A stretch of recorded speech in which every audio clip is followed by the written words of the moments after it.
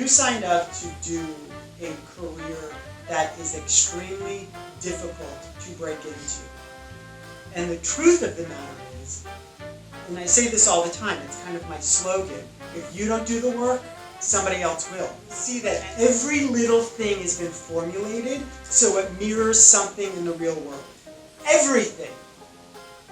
Every single thing about this class, from the moment you get an email, to the moment you read through the email, to the moment you're asked to respond to the email, to the way you're asked to work, to being on time.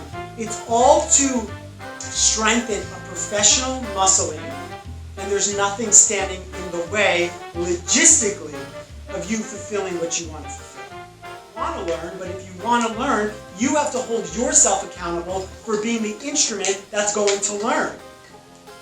You have to be the CEO of your company, because at the end of the day, you're your company.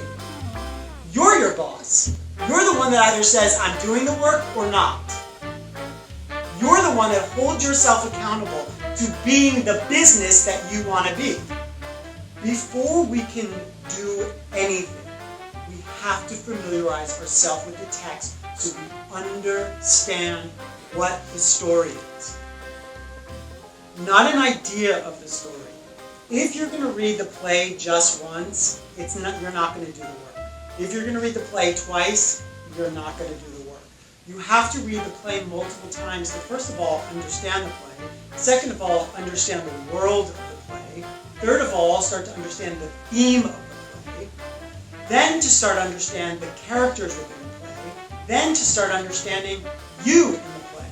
And start understanding your relationships. And one of the things that you have to do, obviously, is break down the givens, meaning the who, what, where, and why.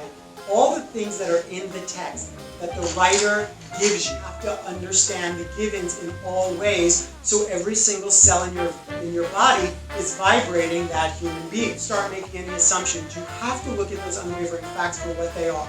Once you understand those unwavering facts, you have to understand the way people function. Part of understanding the way people function is starting to formulate your spine. Because the more you start to understand the spine, the more you start to understand behavior. The more you start to understand how this human being goes through life reacting the way he or she or they do.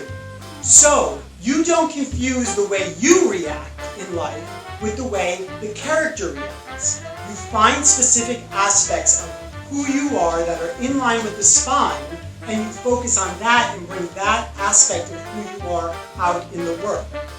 But you're not just sitting up there saying, this is me in these circumstances. It's a piece of you in those circumstances. And you understand that piece of who you are by identifying the spine.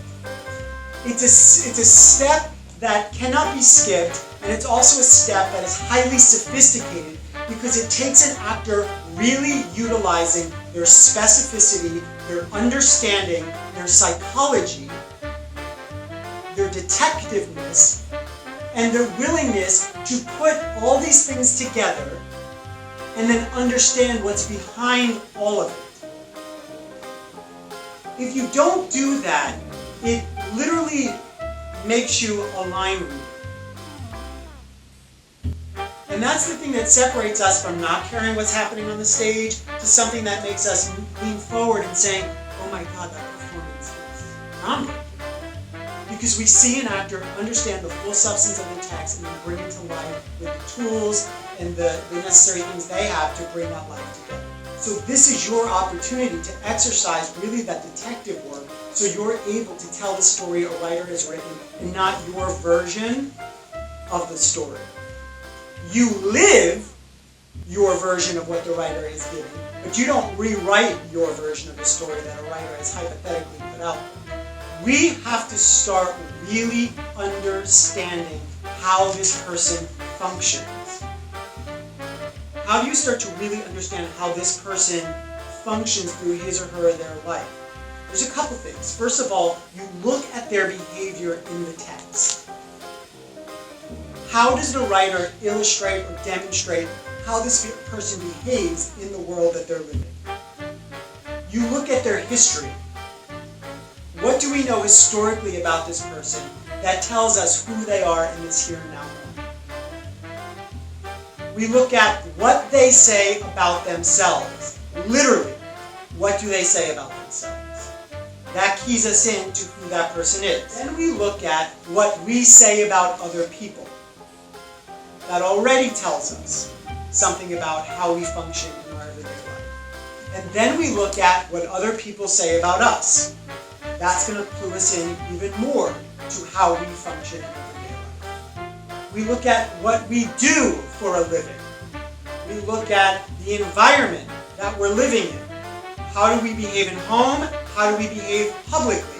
What's our relationship in intimate relationships? What's our relationship with non-intimate relationships? What's our relationship with strangers? What's our relationship with family? Triggers based on family history. In order for you to do that, you have to then look at the givens, and then you have to look at what's behind it.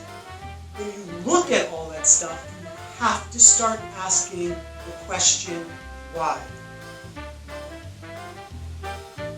You know, little children do that all the time because they want to understand what's behind everything.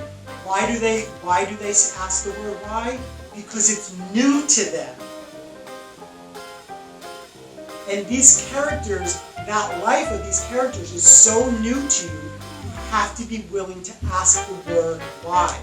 Why do I do this? Why does he do this? Why do I think he is doing this? Why do I think she is doing this? So you start to understand the character in a real way. But then the real lesson comes in starting to create and inhabit the human being, utilizing those tools.